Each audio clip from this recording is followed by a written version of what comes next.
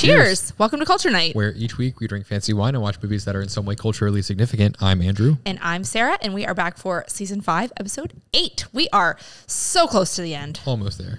This has been a long season. Mm-hmm. And honestly, kind of overall disappointing. We'll do a wrap at the end of the season. But spoiler alert, if you haven't been watching most of the episodes. If you've been listening along, it's been a little bit of I've got some regrets. But anyways, I don't think there's any podcast business. I don't think so. So anyways, let's start with what are we drinking this week? So tonight we are drinking the 2020 Spyglass Pinot Noir from Monterey, California. And if you watched last week, you will know that we drank the 2020 Spyglass Cabernet Sauvignon from Paso Robles, California. So I was at the grocery store this week, and since, again, if you've been following along this season, you know that we are drinking medium shelf grocery store wine instead of our usual Tobin James. We are very much looking forward to being back with Tobin James in a couple weeks. But I saw this and I was like, oh, we really enjoyed last week's Spyglass Cabernet Sauvignon, so let's try the Pinot Noir. I was disappointed when I saw that it was Monterey and not Paso Robles, because we are big Paso Robles fans, but we are here to try Pinot Noir. We're real wine snob fans. We've got our own preferred section of California we prefer our grapes to come from.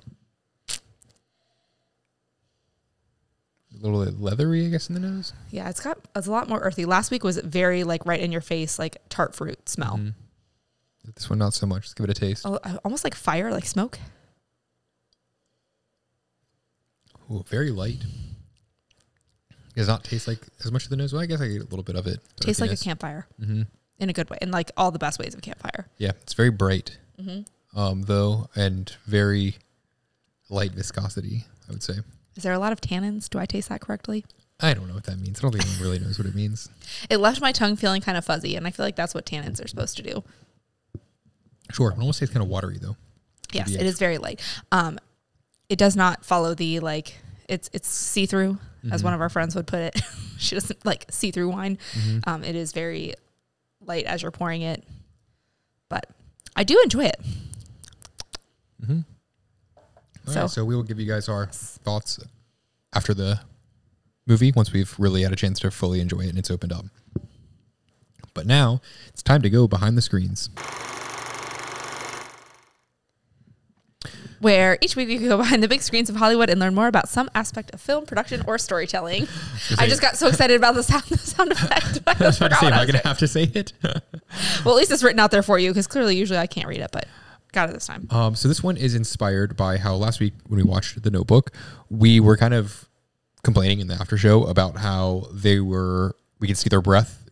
And even though this was supposed to take place in South Carolina in July, like it just does not get that cold. It doesn't get cold at all. It doesn't get anything below like 85 degrees really at nighttime. And there were rocky beaches that we saw on the beach scene. And we're like, anyone who's been to South Carolina knows that like there's not these big, huge rock formations. It's just not really a thing you see on the East Coast. So I was looking into it and I saw that actually the majority of the movie was filmed in South Carolina. Like there was a lot of actual South Carolina on location to show the actual landscape there. You know, the town it takes place in is, I think, like a real actual town, but they didn't actually film in that one because that'd make too much sense. They filmed like 15 miles away. So I was surprised, like, why were these other parts filmed in a different location? I still didn't really get an answer as to why they filmed it in the wintertime, but apparently they did. I always feel like things are not filmed in the season they take place in. I guess they want it to come out, usually, like if it's a summer movie, they want it to come out in the summer, so they have to film it in the off season to then edit it and get it out by summer, or Christmas. Like, I guess, but also like trees and everything look different, you know, in the off season. There's seasons here on the East Coast. Yeah, there are 4 aggressive seasons. But also, fun fact, speaking of the season thing, apparently the scene where they are rope swinging into the water, that was filmed in the wintertime, and it was freezing. So I think the part where he's like screaming at her to get in the water and she's screaming to kind of jump off the rope swing and get in there, I think it was very freezing, and there was a reason why she didn't want to actually do that. They definitely, they were either really good actors or like I could feel how cold that water was going to be. Just given my own life experiences of jumping into cold water. Like, meanwhile, jumping into probably a lake in Charleston, South Carolina, or whatever that river was, wouldn't be actually that cold in real life. Definitely not. So anyways, looking into the whole filming location thing, I came upon the 30-mile zone, or TMZ, if you've ever wondered what the gossip outlet stood for. Well, what? It's TMZ, so it's 30 Mile Zone, centered around the Beverly Center in Hollywood, California, which used to be some union association, filmmakers, whatever groups, like headquarters. It originally started out in 1917 as kind of like an informal like phrase. People were kind of talking about this like location around this area, and it expanded out to 6 mile radius in 1934. But the whole purpose of this zone is so that when studios are filming in that location, workers are actually required by contract to show up for the work and are responsible for their own transport, meals, and everything. But outside of that, the studio is fully responsible for everything and transporting them out there. So it's a means of like saving cost for the studios to say, if we're filming within this area, you have to get yourself here. You have to do these things. And so that 30 mile zone is in California? Around in Hollywood. In Hollywood. Okay. So 30 mile zone, like basically where it's not like we're filming in Charleston, South Carolina. It's a 30 mile zone around Charleston. No. It's all around Hollywood. Okay. Yeah. Just making sure I'm following. So when movies are filmed in this in that area, it's much cheaper, obviously, for the film, the production studio.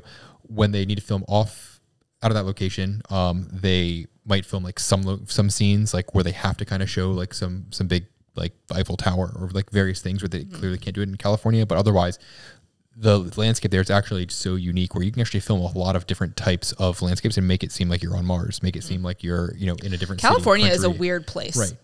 So it kind of works out pretty well, actually. A bunch of production studios, when they kind of realized how like unique that landscape was, they actually bought a bunch of land on the like perimeter of that and set up ranches, including Walt Disney Ranch. Yeah, I was going to say, I've heard a lot. I don't know what podcast it was from, but a lot of it was definitely a podcast, and it was like, oh, we were at the Disney Ranch, and they just like, it's a lot of like on location stuff. I think maybe it's The Office. They did like shroot farms at the Disney Ranch. I've heard a lot about that. So yeah, a lot of the things you'll see that are kind of like set like as a Western or something are actually filmed on the edges of that 30 mile zone to save the cost there. And it became the 30 mile zone officially in 1970. My brain is mind blown by TMZ right now. I've not one time ever questioned what TMZ stood for. It's just what it was. It was the gossip outlet. Yeah. When you hear a thing, that's what it's called. No questions asked. Anyways, but when the labor unions for the actors and everyone agreed to this 30 mile zone, because they found out like in the 6 mile radius, they couldn't film enough. People were going after these ranches, whatever, production costs were going up. So they negotiated with the labor unions to expand that a little bit from 6 miles out to 30 miles, but they didn't consult like the drivers union. So there's a whole lot of pushback from that because the drivers are obviously, shuffling them back and forth, and they want to be compensated and paid fairly for, driving them out to like the edge of the 30 mile radius.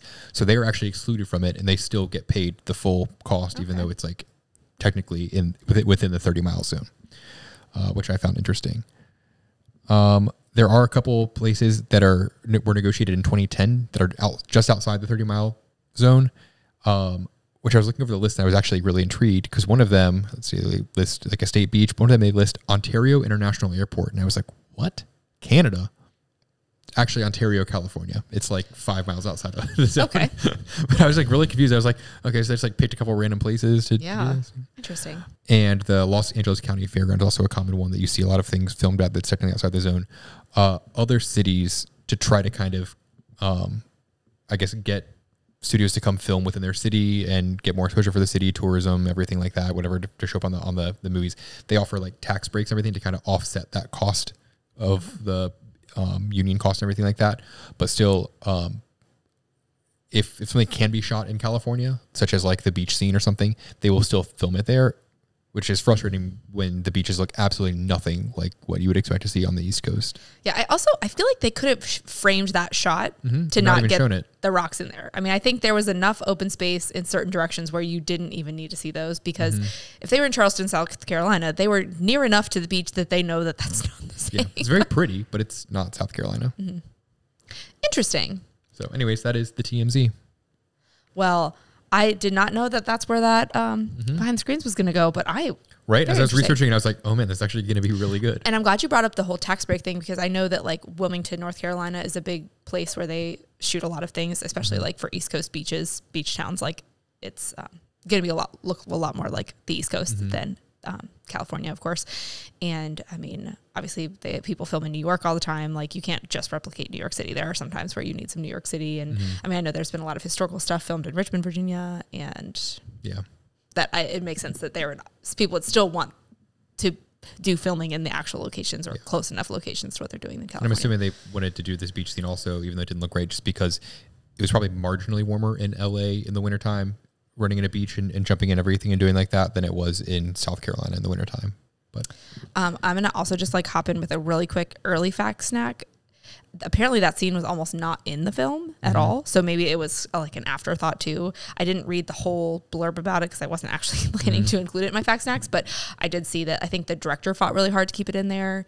And I don't know if it was in the original book. I unfortunately have not listened to the whole books since we watched last week's movie, but I wonder if that had anything to do with it too. If they were like, no, we really want this scene in there. We're like, we're back in California. Well, let's like we're not add flying it. all the way back over. Yeah. So that would make sense. Just maybe some additional information there. So very interesting. Do you have anything else to add? Are you ready? That's it. All right. So now it's time to move into our Slept On It segment where we revisit last week's movie. And this week we are talking about, or last week we watched The Notebook. So we are revisiting The Notebook this week.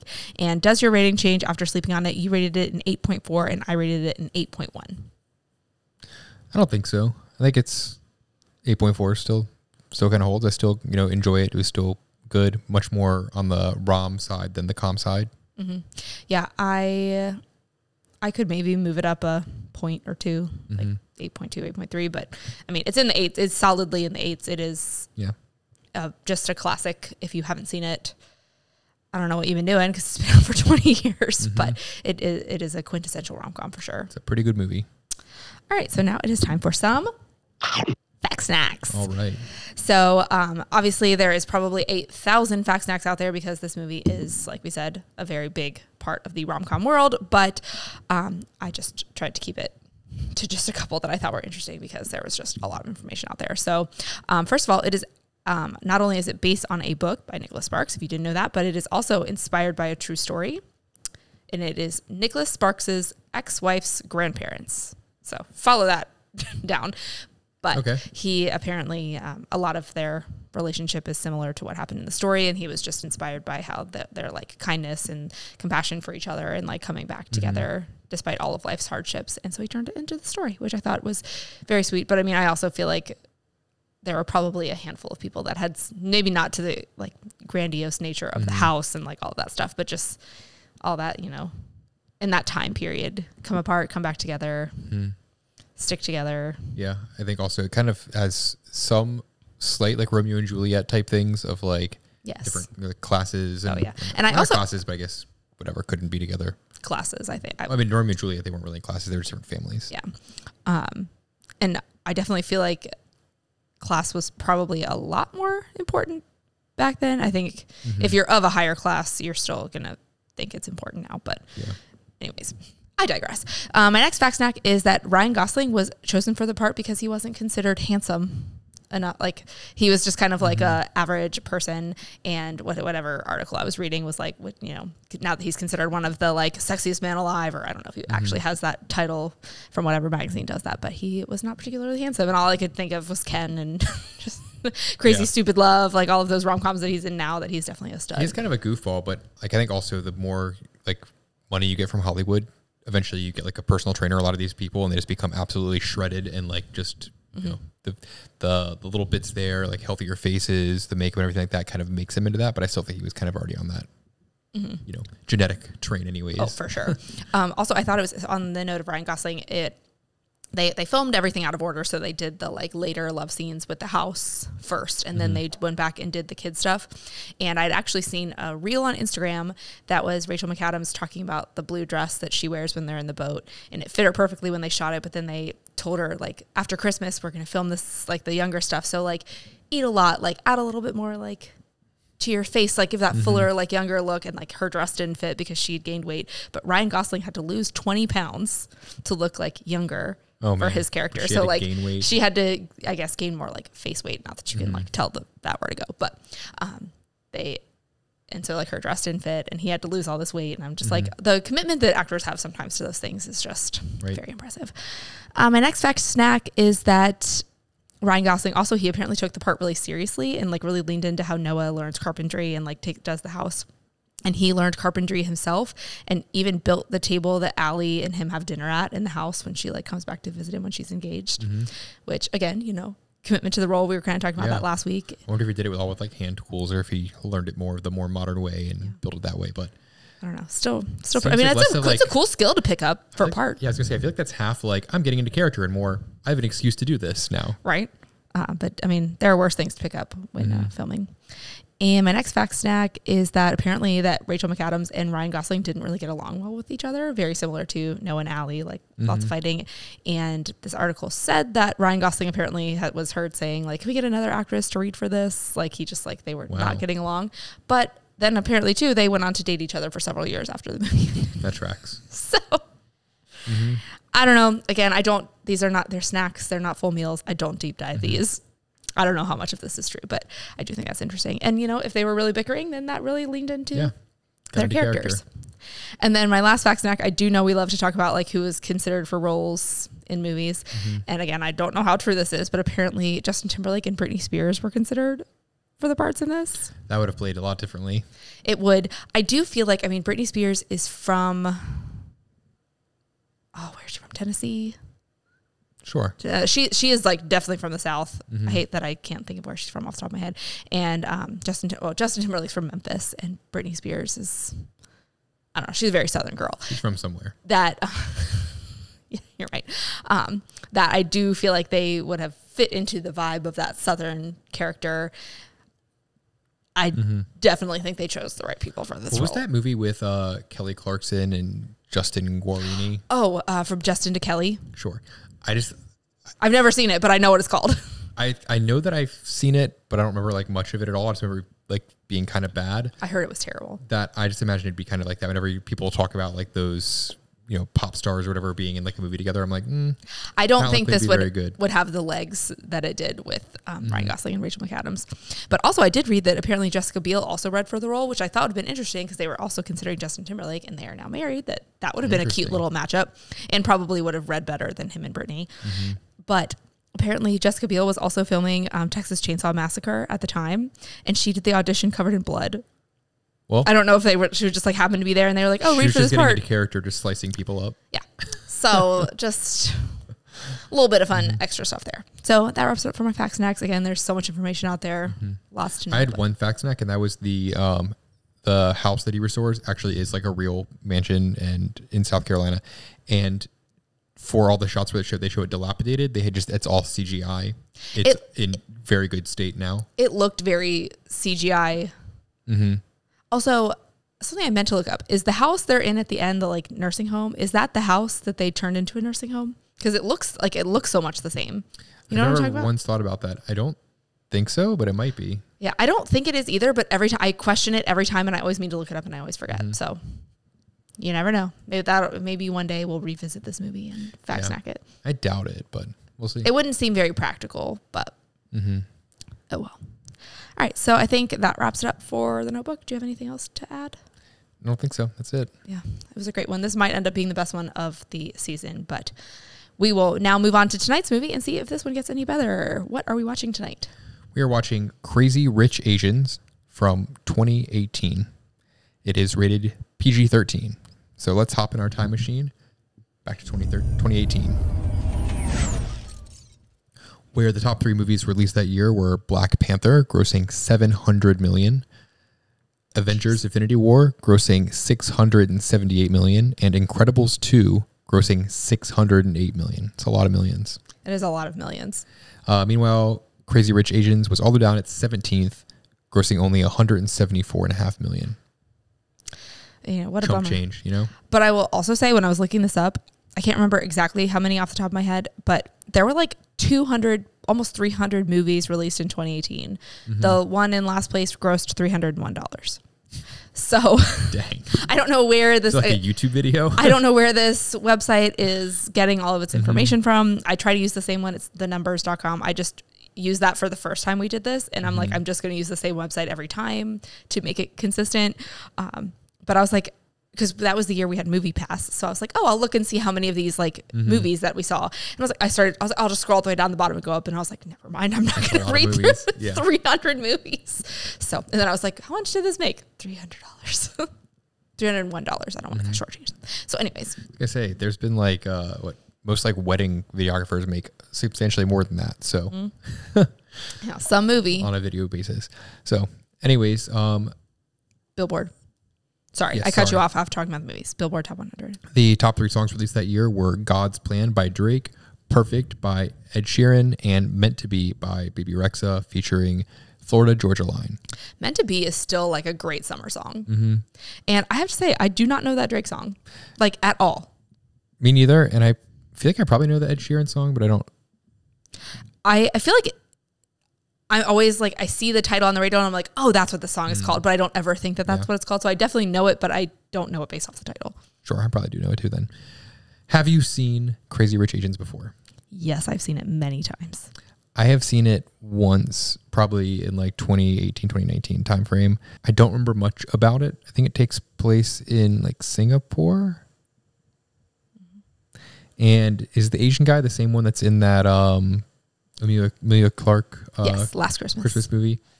That's the extent of what I know. I've seen it many times. It is often on airplanes, so it's usually like my go-to airplane movie. I love this movie. Spoiler alert, I think it's great. And I'll get into all of that in the after show, but I'm excited to watch it. I mean, I've always watched it as like, oh, I'm watching a rom-com. I'm going to sit back, but I'm excited to like actually pay attention to a lot more of the details and take notes, watch it critically. Yes. Put my serious hat on and really focus in on it. But it is a very well done movie, and I'm excited to watch it because it's so beautiful. It's like an actually like very beautifully shot in beautiful locations with beautiful people and beautiful clothes. All right. Well, let's check it out, and we will let you guys know our thoughts after the movie. Yep. Let's watch Crazy Rich Asians.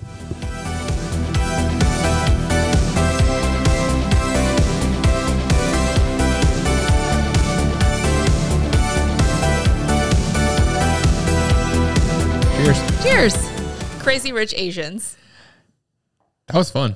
I know. I'm so, okay, we have to talk about the wine and then we can talk about it. Because once I start, I'm not going to stop. I can tell you got a lot of thoughts. I have so many thoughts. Okay, just get into the wine. Let's go to the wine scale. So generally our wine scale always is 0 to 10 scale. This season is not as heavily weighted as previous seasons because as we mentioned before, these are not all top shelf wines that we are drinking. These are the arm level shelves, not bottom shelf, not top shelf, just arm level, good wines. So the scales are going to be a little more just kind of realistic. Above 5, take it. Below 5, leave it. Just kind of a good feeling of these wines. That being said, I'm going to rate this wine a 7.1. All right. I'm going to rate it I am going to switch my score based off of your score, and I'm going to give it a 6.1.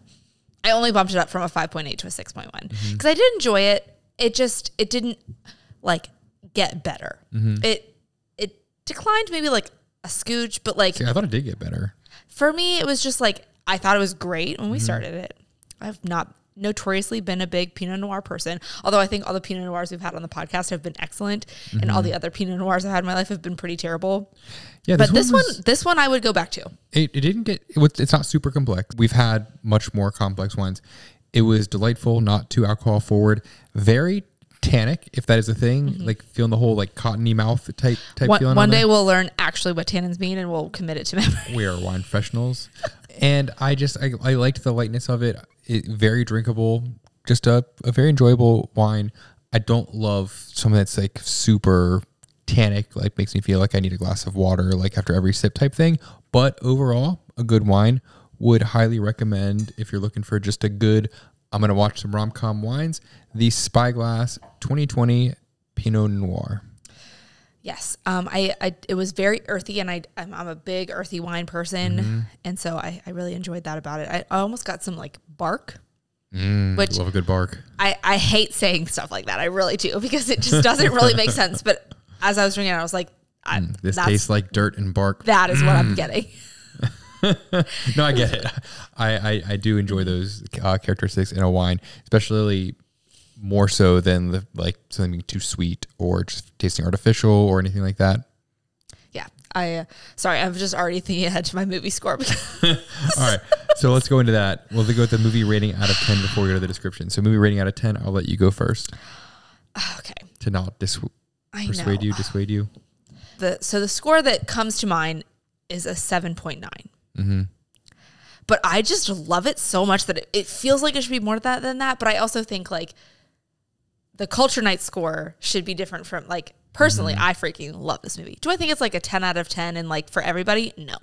But like, I love this movie. But I think given all of the things we're talking about, I'm thinking like it needs to be just a little bit less than The Notebook.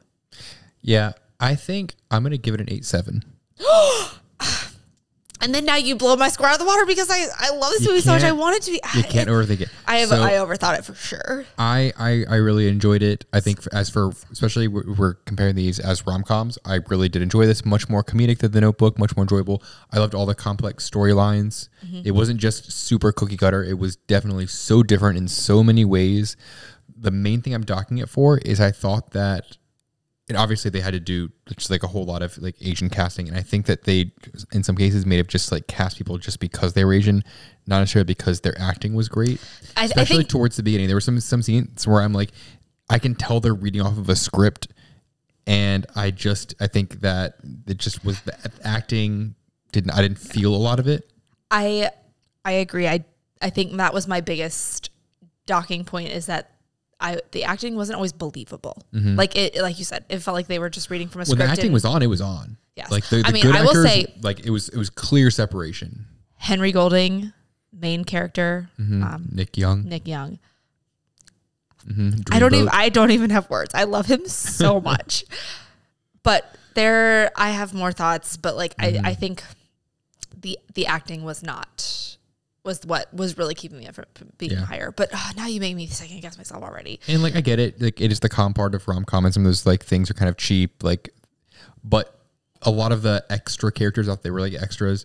It just felt like so many of their lines were just cheap line readings that kind of took away from the rest of the high production value, sophistication of the rest of the movie. Yeah. Oh my God. But I love this movie so much. I really like in my heart, it's like a 9.5. Yeah. It's very enjoyable. Great storylines. It's so funny. Speaking of said storylines. Should we do the movie description? Okay. I'll go into more detail later. Right, so I'll start out my description off the cuff. Ladies and gentlemen, we have another pair of star-crossed lovers caught up in some class, issues here. This time it's a little bit reversed as of last week from The Notebook. However, that's all. I'm sorry, not to interrupt your movie description, but like that, I could not think of like the whole movie. I was just like, how good is it that we watch these back to back to watch these two class separation movies with like the girls, the higher class in The Notebook, and just it was so interesting to watch. I loved it. At least in this case, the pair of star-crossed lovers did not take or lose their lives, unlike last week where it was old age, but nonetheless. In this movie, Crazy Rich Asians, it is a girl meets a boy, finds out that he is from a lot of money, struggles dealing with the whole different upper class lifestyle that he has, the expectations, all of the cattiness and everything, but ends up discovering that she, I guess, still loves him, is able to find out how she can prove her value and worth to the family, and end up happily ever after. I assume. I guess they don't. There's not been a sequel from what I know, right? So spoiler alert: it is based on a book series. I don't know if any. I mean, this came out in 2018, and it's 2024. It's been 6 years. So I don't know if there is any further movies.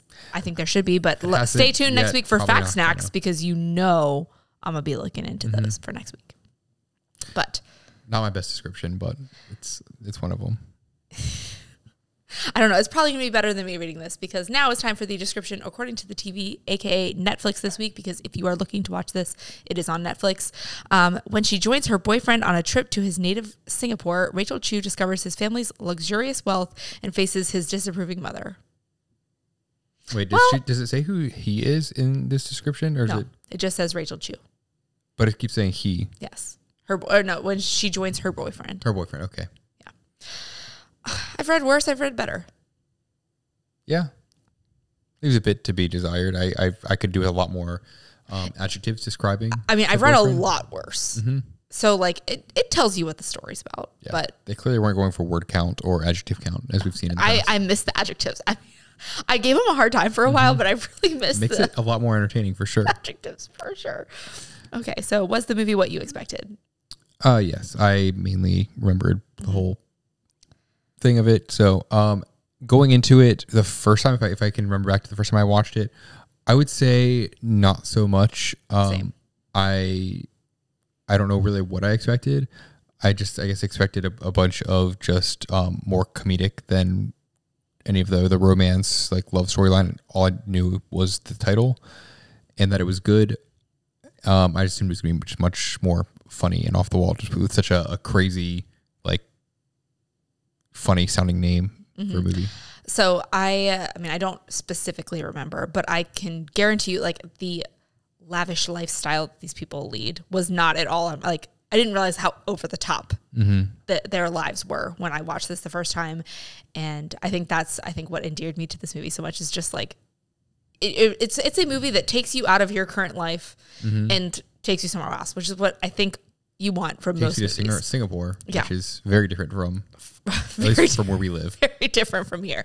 So, it was not at all what I expected. I mean, I assumed like it would be a rom-com. I knew it was based off of a book, but it was definitely not at all what I expected when I saw it the first time. But I love it so much. How well did it age? Which, let me remind you, it came out in 2018, which was not 2 years ago.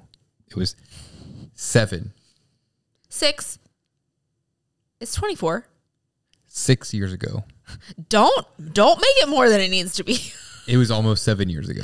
True. I think it aged fine. Yeah. It feels like it was made yesterday. Yes. And I just love this too, because I mean, I'm a big audiobook person. Again, you probably know that if you've been listening.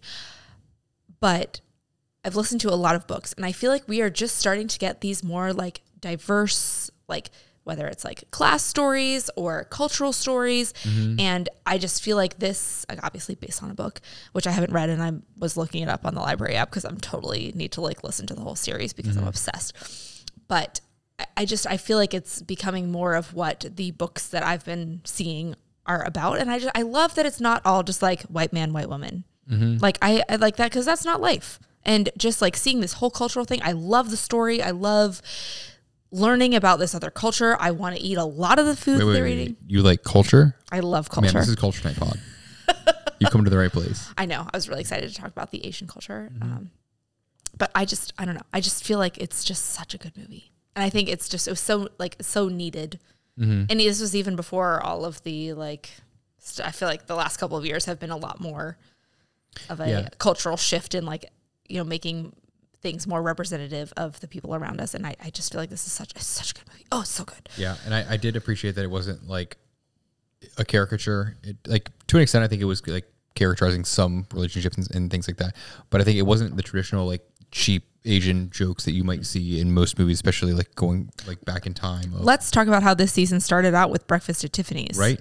Like, we have come a long way. For sure. Like, that's all I could think about during this was like, oh my God, this, like, literally this season, which feels like forever ago because we have not been so good about keeping up with the pod. Sorry.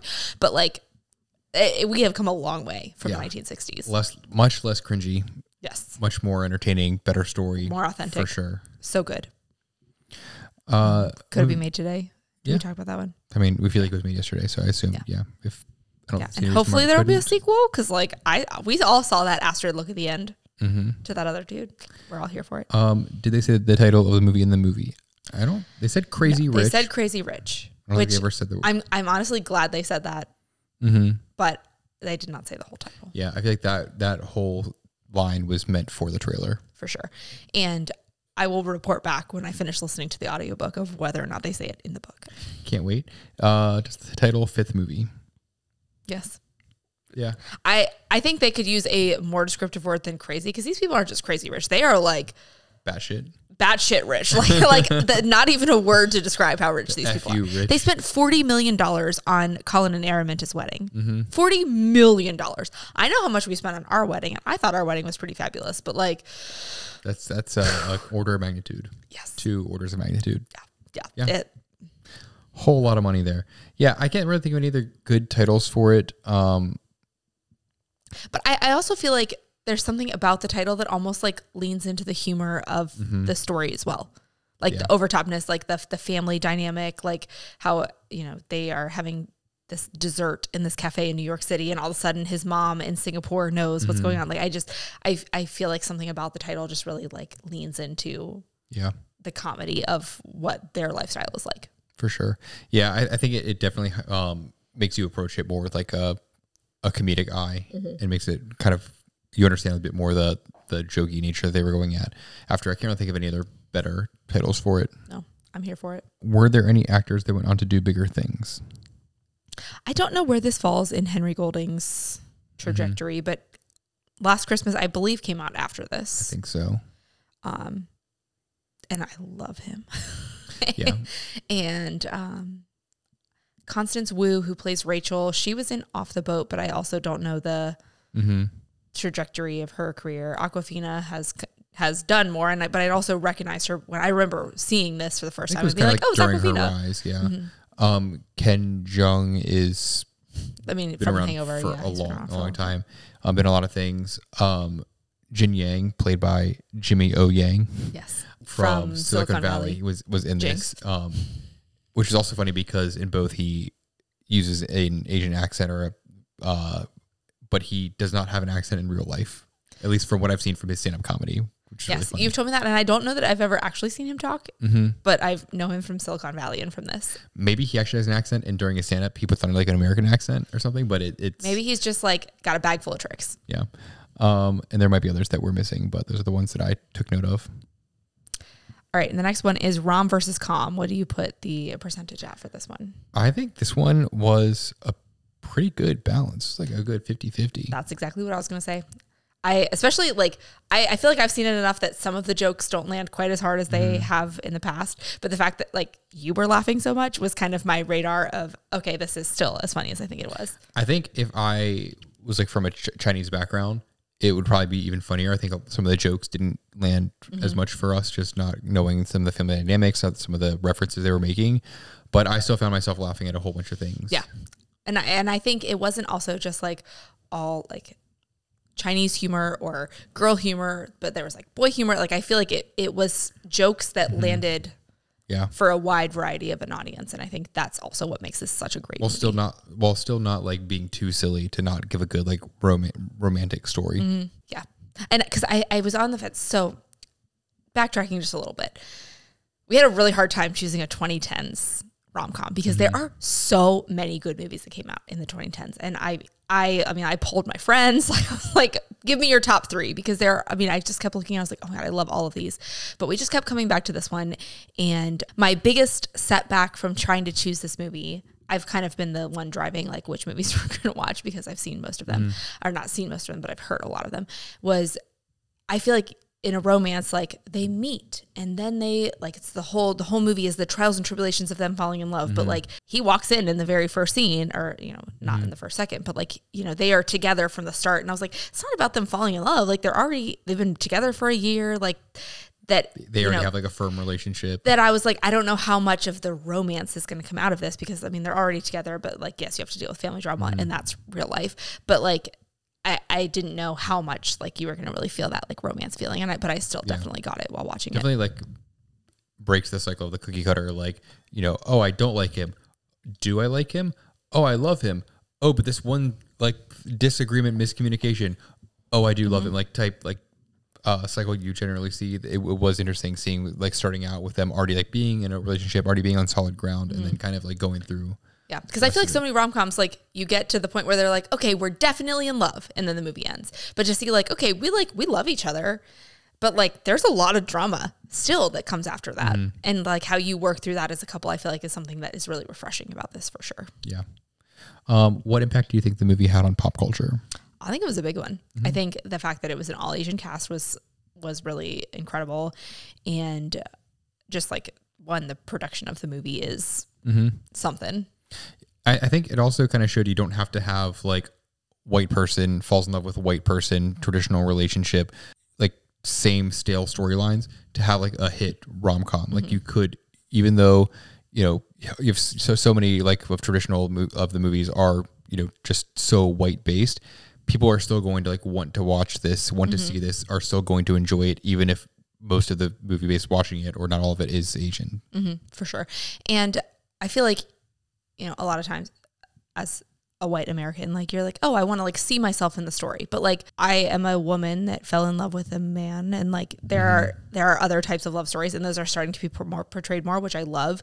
But like I see parts of myself in her, and I see parts of you in him, and like is it exactly the same? No. Am I exactly like every other like stunning actress in a rom-com that I've ever seen? No. But like you look for parts of yourself, and like it doesn't have to be based on like, oh, we look the same, but like we feel the same about this, or like I would do this way. Regardless of anything, you're not always going to relate to most, if not all of like or most, if not any of the qualities of the person you're watching in the movie anyways. So like, why do they have to be always so cookie cutter, like, you know, pretty white guy, pretty white girl? Yeah. I love the diversity we're starting to see in, you know, in the different cultures that we're learning. And like, I feel like I learned a lot from this movie. Like I want to eat all the food, or maybe not all the food, but like a lot of the food. I'm a relatively picky eater. I'm getting better, but like, I want to like, just like the fashion and the just like all of it. It's just so interesting.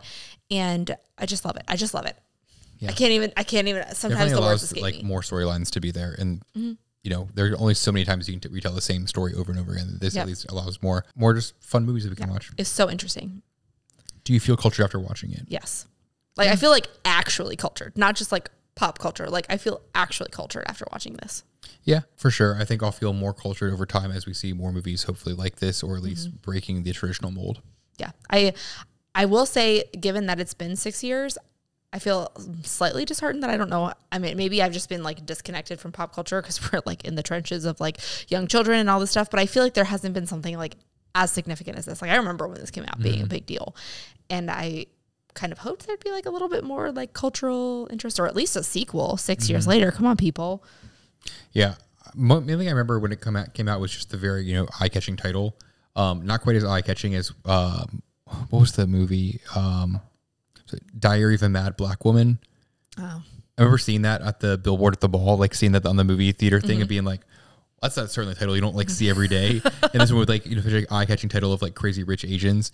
That was like kind of my first, I don't know, introduction to it. And it honestly way exceeded any expectations I had. Yeah. I thought it was going to be like a very cheesy movie, but like it's so good. It is so good. If you haven't seen it, please watch it. It's so good. Yeah, hopefully you've seen it. If you've if you're this far, please pause it and watch the movie. So anyways, on to our notes section. I'm gonna let you go first. I will go first because you went first last week. My first note was that like there was a phase, I think, this might have been towards the end of it, where a lot of movies were showing like texting on screen, like the chat bubbles, you know, people like literally showing as if someone's like typing something out and showing like the chat bubbles as if like they're texting on the screen. And I think that's kind of died out. I hope it has, because I think my first note is like, it's like a little cheesy for me. Yeah. It portrays what it needs to portray of like, we are a very connected web of family and friends that just we stick together. Like it's probably better than the whole like idea of someone like texting, like showing someone texting while they're like saying out loud what they're texting, like, hello, I am texting this person right here, while they're pretending like to text on the phone. But showing it being like typed out on there, I think is a trend that hopefully has died. It was not a great one. Yeah. Not a great trend. It was kind of cool. They had that effect, I guess, when it first came out. And then hopefully by like 2018, everyone was kind of like, okay, we get it. Yeah. It was definitely novel at first, for sure. But I hope we're all past that. I feel like it seems kind of cheap. But anyways, that was my first note. My second note was that I've got a life goal to fly on a plane with a bar. Like a full room, not just like a bar, like a full room. Yeah. That is a bar. You walk up to it, it's like a fully stocked bar and just hang out there. I don't like every plane I've ever flown on where I've been like, oh man, I'm like flying across the United States. Like I'm going, it must be a big plane. It's been like so small and cramped and just, you know, your traditional, just small plane. You're flying internationally. We've flown in some like larger planes than that. But no full bar. Like in the movies, I see them. They've got like double 2-story planes people fly. You walk up and down on. I really feel like it is a lot of the Asian airlines that have them though. I mean, I feel like I do make a lot of like very long haul flights and it's a lot longer than just like 6 hours. Yeah. I mean, it makes sense, but I just, even when I'm flying, like we're flying like, you know, to Europe, I'm like, okay, maybe we'll be on a big plane this time. There'll be like some of the first class people and you'll see like it's just like a regular, fairly large plane. We're just not living right. Yeah. Someday. My next note is that the street food market, while it looks amazing, in theory, is my peanut allergy nightmare. That's all. And I'm sorry. You ruined that scene for me because I watch it and like, you're my travel person. Like we are going to be everywhere together. And I watch that and I'm like, but we could never go. He would die. He would literally die. Like hopefully someday there's a cure for peanut allergy and I can go there, because I see that and I'm like, I want to eat that, but I have no idea what's in it and how likely it is that there are peanuts in there. And even if I could speak the language or they spoke English, there's sometimes with all the loud commotion, everything like that, language barrier and everything, I might be like, no peanuts. And they'll be like, oh yeah, okay, I won't add extra peanuts to it. Or like, are there peanuts in it? And they'll be like, no, it's just like, peanut dust, peanut flour or something. And like trying to explain that in like in a street food, like loud commotion setting is like not the time to do it. So I'd probably sit there and just be like, I guess I'm gonna have water and like watch everyone eat all this delicious food. Beer. Yeah, beer too. But like, unless it's peanut beer, there are peanut butter beers. That's true. That seems like a very American thing. Welcome to my nightmare. But it's one of those things where I'm like, I just so badly, like I love food and I just want to eat all of that, but I'd be so afraid to. I feel like in that setting, we would need a translator we would need like a person. Like they show up at the airport and Araminta and Colin like take them to the street market and they like are like, oh, this is the best and this is the best. Like we would need like a local person that could navigate that for us. Yeah. For like your peanut allergies and just my like personal travel stress. Yeah. I also just usually hate being like a burden for people like that when I've got a peanut allergy. So I'd be like, don't worry about me. I'm just gonna eat my Nutri-Grain bar. You guys just like, you guys eat all that food. I'm gonna just like enjoy watching you guys enjoy it. But yeah, if there was someone there that was like, oh no, I got you, and like was able to set that up, I'd be like, okay, I'm not gonna object too hard because it sounds pretty good. Yeah. They also ordered way too much food. But I also just feel like, isn't that like a thing? Like people are just like, even in America, it's like, I'm going to order Chinese and I'm going to order way more than I need to order. I don't know. I'm so afraid of like a lot of Asian foods that I just like order those like five things. That's not your thing. That I know, and I'll choose like the one thing and I'm like, I would love to sample what everyone else has, but I don't know what it is and I'm too afraid to die today. Like I feel like recently in like one of the last like 2 or 3 books I've listened to, they're like, well, we ordered enough Chinese food for like 15 people, but it was just the 2 of us. And I'm like, I guess that's just like I remember while reading that, I was like, or listening to it, I was like, man, it's just a thing. When you get Chinese food, you just like order more and like enjoy like little, like pick of little everything. Yeah. And I think it's the last time we went to a Chinese restaurant for work, we ordered like 5 million orders of everything. And I tried to carry the team and eat as much as I could, but there was no way even 3 times as much of us was going to finish all that food. I guess it's a thing. I also feel like leftovers of that cuisine reheat pretty well. Yeah. There's a lot of flavors in there. Yeah. Goes pretty well. Next note is Awkwafina would be an excellent Asian Hannah Montana. I think she sounds like Miley Cyrus. As soon as you pointed it out, I was like, oh, you're right. Got kind of that like Southern twang accent, whatever, but like the way that she talks too just feels like she would have been a great Asian Hannah Montana. Yeah. I also just feel like she is such the perfect best friend for Rachel, who like, I know I personally have like a friend that is the very polar opposite to me, that has kind of like throughout my entire life, because I've known her since I was like 3 or 4, like helped push my limits of comfort. And I just feel like Awkwafina is that person that is like pushing Rachel's comfort. And like everyone needs that really loud, bold friend. Yes. And I think that like, I would guarantee like most people are like, oh yeah, I've got that friend. Like most introverted people are like, oh, I've got the friend. And then there's all the extroverted people that are like, me, I'm that friend. But I think she's just like such a good casting as opposition to Constance Wu's character. And like, obviously she's really over the top, but she's also so good at being over the top that I never thought her acting was poor in this. Like I loved her, all of her. Yeah. She was very fun. What did they call her? Asian Ellen? This is one of my favorite jokes in the whole movie. I burst out laughing for that. We mentioned the famous actors. Next note was, what did she do with the bloody sheets from the dead fish? Like they put like the dead fish on her bed. They go and like bury that. But I'm like, do you just like, I don't know, like call in for like clean sheets, or do they did she go like sleep with Astrid? Yeah, Astrid's like room or something? These people have bukus of money. I'm sure they were like, we need fresh sheets to cabana number 7. Yeah, a new mattress because like blood and guts from this fish probably soaked through. Just yeah. What a thing to do to someone like. Because it's not like the girls did that. They definitely paid. And they were like, hey, go ahead and catch a fish, cut it up, and like put the guts on this thing. Like, especially like to have the guts like literally hanging out of it. Nope. Yuck. And after like seeing that part of it, and then like the next scene, I think like was a scene or two later where they're driving the car and it's kind of like somewhat like sad, serious, dark. It's like, I feel like this movie could halfway be recut into like a horror movie. Or have been like originally written as a horror movie where it's like starts out like, oh, she doesn't know this rich family. She goes in there, it's all this like crazy stuff, and like turns out they're all like serial killers or something. Mama Young, she could like like talk about resting bitch face. Like, and she could deep cut you with some resting and active, like just very, very. It's true, it's active. I mean, she could definitely like pop up by like you're looking in the mirror and then you like go to wash your face and you look up and she's just there. She's got some horror movie looks. I feel like I've seen like some horror movies that are of that kind of like general plot line of like, oh, you meet this family, oh, they're really rich, oh, they got some like weird serial killer like background history thing. I think this movie could have been like originally written for that and then repurposed and to be like, oh, it's actually a rom-com. We had changed some lighting, JK, lol. reshot a couple scenes. You're not wrong. I see that. Next note was, what the fuck is this wedding? I love this wedding so much. Like, so impractical. Like, it is very impractical, for sure. They're like in a rice paddy type situation, and they just like flood the thing with water. And I'm like, okay, so everyone's like shoes and or like dress. How do you keep a straight face while that person's walking down the aisle and not just burst out? Like everyone there, whether you're in the wedding or just watching it, how do you not like just burst out laughing the entire time? So I've seen this movie many times, and I spend most of the time trying to figure out how they keep the water from flooding the aisles. And I assume there is like some kind of like retention wall, so it's just down the aisle and not into the seats. Because I would be so also like the status of this wedding is like way up here. If you're listening, my hand is way up in the air, and so like you're spending a lot of money. There's a freaking red carpet for this wedding. Like I can't even imagine having a red carpet for a wedding.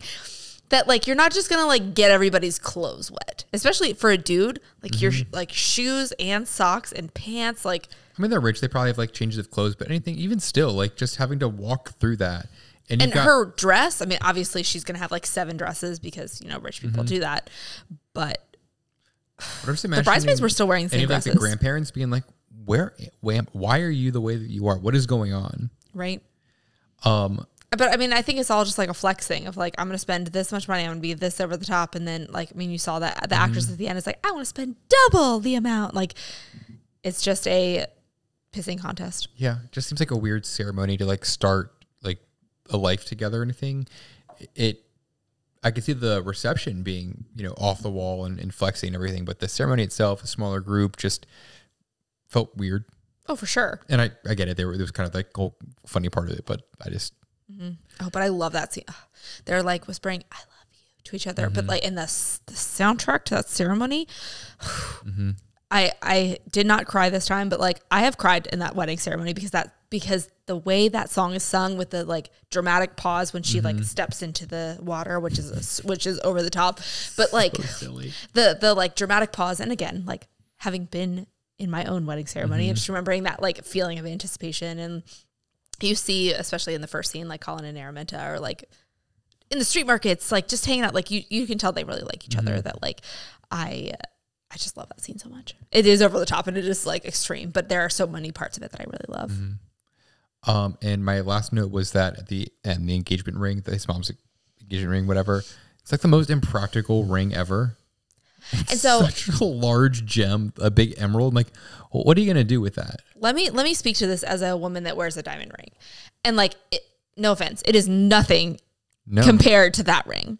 But I not one time ever thought about the impracticality of wearing diamond rings 24/7 until you proposed to me. And within the first week, like what am I going to do with this thing?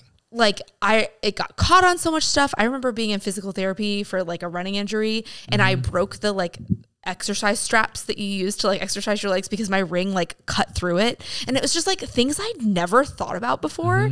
And then I see things like that and I'm just like, that is so impractical. Yeah. But also like this woman is living at like this level that does she do enough where it is impractical, where she just kind of like makes dumplings. She does make dumplings. Because I mean, but that kills me. That whole scene kills me because they're wearing all this fancy jewelry. And like anytime I make pizza dough or anything involving dough of any kind, I'm like, ditch the jewelry because it's gonna just like dough all it's gonna get all up in that business, and it's so impractical. But I will also say I'm not a big jewelry person at all. I think it's like a big sensory thing for me. So like the idea of it being dirty or like getting in the way of things is just like a big turn off for I also me. would be afraid with that one. It's such a large gem. It looks like it's something that could like snap or something if you like accidentally like bump into something too hard. Just would be too stressful. Yeah. No, thank you. No, thank you. Not for me. So that was my last note. All right. So on to my notes. So my first note is Henry Golding is just such a cutie. I've already talked about it, but like I just love him. And that first scene, she finishes her game theory class, which also I love. Like what a cool profession to be a game theory professor. And he just goes and he gives her that little like corner smile. And you're just like, oh my God, I love him already. Like I'm already in love. Done, sold. You can end the movie here. He is just so stinking cute. And his British accent does not hurt anything. Like, I feel like he somewhat plays like somewhat of the same type of character in Last Christmas that I've also seen him in. I feel like he could also really play a really good villain. I was just thinking that like he could definitely be like I was going to say a different Bernard, but like he plays the like, oh, I, connect with everyone. I, such a kind heart, want to give back to the community type person. But I feel like he could also like really play like a ruthless, like almost like Bond villain type thing. I was going to say like maybe even like a Draco Malfoy, that like slick, like I've got connections.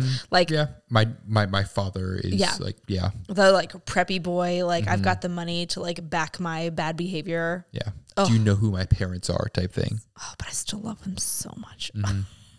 Oh my God. I could keep going, but I will stop. Again, my next note is the text graphics are a little cheesy and definitely portray but I think what I love about this movie is also what I loved about like My Big Fat Greek Wedding is just like there's these families that are huge, like huge. And like, I am an only child, but like I have a decent sized family.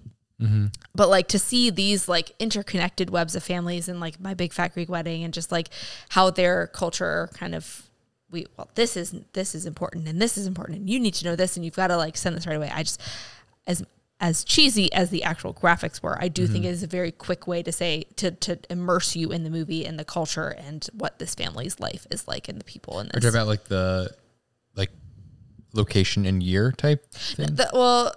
Those I hated. The London 1995 and like yeah, all of those I didn't love. But it was the texting and then it was like all of the like little like the screen divided with all the family that was getting the same thing and then it would zoom in on one and then it would like pop up with more and it was I didn't love the whole sequence, but it was a lot, but it did get across what they were trying to get across, so I appreciate it for that. My next note is okay, so I said I would be a little pissed off if I was dating someone for a year and didn't know they were loaded, but like he did not prepare her for this at all. I would be livid if like I'd been dating you for a whole year. We got engaged like just shortly after a year. But like if I hadn't, like if you had told me literally nothing about your family, you just like throw me straight into first class. Like I wouldn't be mad about the first class situation, but like, maybe there's more I need to know to prepare me. Be like, oh, we're flying all the way across the world. Like we got to plan this trip together, what flights we're going to take, all those types of things, figuring all of that out. But that's just like the whole logistics part of it. Like, what did they really talk about getting to know each other besides just like that's what makes me mad for her is that like they've been together for a whole year and she doesn't know the dynamic of his family. She doesn't know anything about his parents. She doesn't know what his parents do. She doesn't know like, I guess she did say that he talked about like he, lived at his grandma's house, whatever. But it almost seems like it's like, that's not just, I don't know, downplaying things. That's just lying. Yeah. And like, it's not like he's just like all of a sudden springing these things on her. He is immersing her in that life. She has to show up and like she doesn't have the right kind of dress for the first party at the grandma's house, and like her friend is like, you're going to this party, like let me give you something like significantly fancier, to not like dress code prepare her. Even Araminta at her bachelorette party was like, I love your Gap look, as a diss, I guess. And she doesn't really even get mad until after the bachelorette party. And I'm like, I feel like I would be significantly more upset that I was not more just like prepared. Like I get the whole, like, I don't want someone to just like be after my money or anything like that. But I think after a while, you kind of need to like start kind of, explaining those kind of things, especially if you're eventually going to introduce them to your family and throw them into that fire. Mm-hmm. That's his biggest fault in the movie is that he is a great guy and like doesn't like fall into his whole family money situation, but like to not prepare the person that you love for something that is that extreme, like that just like really irritates me. Yeah. And it's pretty shitty. Yeah, I guess he did have a relatively common name. Cause I'm like, wouldn't in this day and age you have like Googled the person that you're dating at some point? How many Nick Youngs are there? Right. All right. My next note is the street food looks amazing. Feels very overwhelming. Like we said, I would need so many people there. So many physical people.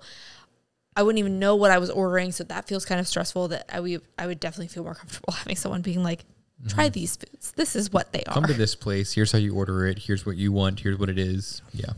Okay. So my next note is Araminta. And I have felt this since I watched this the first time. She shows up in the airport. Yes, she's got a bunch of balloons, which is really weird and random. But like, and she's like screaming and jumping into their arms and like, but she's just got like no makeup on, glasses, wearing just like a top and pants, like very chill. And you're like, oh, this girl's cool. Like she's getting married. Like how fun is this? And then she shows like the next scene we see her in is her bachelorette party where you're in an airplane hangar and she's wearing a gold sequin jumpsuit. And so she jumps from this like, oh, she seems like, a little over the top, like a little bubbly, but like pretty normal. Relatively down to earth. To like, we're having an all expensive paid shopping spree. Like, and I just, to like jumping into the water and walking down the aisle, her character is weird for me. I mean, I understand that you can have more than one version of yourself. And like, especially if your parents are going to pay for like a $40 million wedding, maybe you really want to lean into that $40 million. But like, is it more showing like her, like kind of as she is at the food market and then kind of like the caricature juxtaposition of like what the role she's expected to play amongst all of her quote unquote friends. Yeah. I mean, and probably, but it's just so jarring because like watching it the first time, you're like, oh my gosh, like they're there and they're meeting their friends and this is so great, blah, blah, blah, or like family. And then you just see her again and you're like, where did this come from? Because then they compare with the husband who's like, I don't have to put on this charade. I want to go somewhere else. And like, I just wanted some beer with my friends. Yeah. So as someone who did that for his bachelor party, just had some beers with his friends, I can highly recommend it. Sounds pretty fab. I had beer with my friends on my bachelor party as well. Anyways, my next note is almost every woman must identify with the scene of Astrid hiding her shopping purchases from her husband. Not that I'm buying Jimmy Choo's and however many $1 million earrings. I don't own any earrings, so I definitely don't do that. But that I know of. I don't own any earrings. There might be some from middle school when I did so. Okay, so I do physically have them. I have not worn them since 2007. But like, again, I'm not buying this like stuff, but I'm like, oh man, like I probably shouldn't have gone to Old Navy again today. That I very much identify that on a much, much lower scale than whatever she's doing. And for very different reasons. It's not I was going to say very different reasons on her part. Not because I'm like, oh, I have way more money than you. Definitely not. But there is something very identifiable with that scene. My next note is, so after the bachelorette party, when like the fish scene and stuff, and she's like finally actually mad, which I'm like, okay, thank God you're like finally upset about the situation he's just flung you in. But they have this whole fight in like the lobby of the hotel. You're not going to like be like, let's chat about our weekends where someone put a dead fish in my bed somewhere private. Yeah, if I found out someone did that to you, I wouldn't just be like, oh, is that all that happened? Like, I would turn them into the dead fish. Like that's fucking ridiculous. Right? And to also just like have that whole conversation in public to me was just really upsetting. So I didn't love that. And then my next note is his mom is like not happy about it at first. And you're like, okay, sure. Different cultures, different expectations of different generations of what is and isn't acceptable. But then like the fact that she uncovers so much about Rachel's life and just like at Araminta and Colin's wedding. At the wedding especially. That's ridiculous. Number one, that is the worst.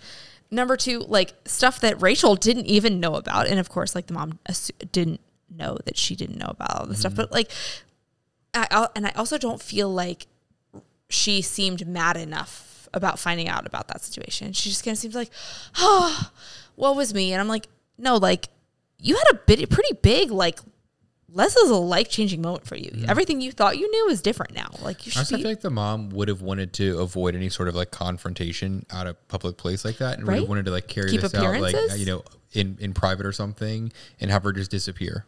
Yeah. And not run through the wedding crying. Yeah. I did not love that. And I will say, so I want to love her because Constance Wu is from Richmond, Virginia, which is where we are also from. And her dad is also a professor at VCU. So I love that because like her dad is a professor of biology and genetics at VCU, but like her character's a professor. So I just like loved that whole like parallels in her life. And she also actually went to high school with my cousin.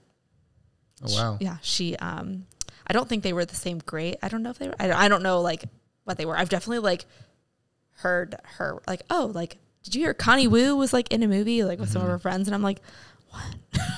You know her? So I feel like that's really cool. But I just feel like her acting was not as strong as some of the other main characters. I felt like it was a little boring reading off a script. I don't know. I just didn't love it as much. Her main strong suit was, and it might have just been like drops or something, was her ability to kind of like cry while still talking and acting, whatever, through all of that. Yes. And like, I think she has good comedic timing with some things, but I just feel like her delivery of some stuff was just like, oh, I'm supposed to be whiny here. Let me sound whiny, but not without actually being believably whiny. And also when she was lost on the steps, I did not buy her being like actually lost on the steps. So again, like, I think that like she was not as, and I also just like when Nick's mom is like, your dad is alive and blah, blah, blah, like all of that stuff. I feel like I would be a lot more like, my whole world is different right now. What is happening? Well, was that a full surprise? I thought she said something in a later scene where I think she might have known that. Like she was like, I didn't tell the whole story or something during the mom thing. I did have I understand that Nick told you about blah, blah, blah. But she asks her, like her mom, like, what's the deal with this? So like that tripped me up when she said that I understand Nick told you that in the mahjong scene, because when her mom was just telling her all of that stuff before that, I was like, okay, so she's fine. She's asking her mom about this for the first time. So maybe I'm missing something, but I don't know. And then my last note is, I feel like I might have one more note after this, but the soundtrack on this, I love that they used American songs and put the Chinese covers of them in there for like Yellow by Coldplay and Material Girl by Madonna. Because I read somewhere that it was like, you know, we're appealing to Asian American audiences. So we like want to have these familiar songs, but have them be like more culturally. Yeah, there was somewhere like I heard them playing, and it wasn't until they were like a good like 30 seconds in where I was like, oh no, it's like not even the English words. Like it's really, really cool though. Yeah, I thought they did a really good job with that. I feel like I had one more note, but I can't think of it right now. Oh, you should have written it down. I know. I was like, oh, I'll definitely add that in at the end. I don't know. I just love this movie so much. It leaves me with, and I feel like it's movies like this, and although The Notebook like rips your heart out at the end, like it just leaves you with this like fulfilled feeling. And this was a lot more fun, a lot more lighthearted. Sure. And I feel like Mystic Pizza, I kind of got that similar vibe of just like, oh, that was like a really nice watch. And I think the comedy in this elevated that a lot too. It was like, oh, that was really lighthearted. It was really fun. It was very, very colorful too. Like even the like movie poster and like the cover, like the like font and stuff is all really colorful. That kept you engaged. Wasn't too predictable. It's good overall. Good movie. Yeah, I loved it. I love it so much. If you haven't, again, if you've made it this far, I'm sorry we've ruined it all. But like, you didn't watch it. But like, stop and go watch it. And if you've already seen it and you're listening to this and you're like, that is a good movie, go back and watch it again. It's on Netflix. It's so good. It is so, so good. I love this movie so much, and I will stand by it forever. So I think with that, we will wrap up another episode of Culture Night Pod. So if you enjoyed this podcast, if you could rate and review wherever you are listening to your podcast, and if you are listening or watching on YouTube, if you could like this video and subscribe to our channel, we would appreciate all the follows, all the comments, thoughts, support. We love you. All the engagement, yes. Engagement. That's the word I'm looking for. Thank you. And if you have any thoughts on what we're talking about, any more you want to add to our Crazy Rich Asians discussion, you can leave us a comment on Instagram or YouTube or all the places. You can follow us on Instagram at Culture Night Pod. You can email us at culturenightpod@gmail.com. All places. We're there. Find us and just communicate, and we will hopefully, respond to any questions, anything you have. Yes. And we'll catch you guys next week. Next week for, I think, the season finale of our RomCom season. All right, finally. So we thought it would never get here, but it is coming. So we will catch you next week. Bye.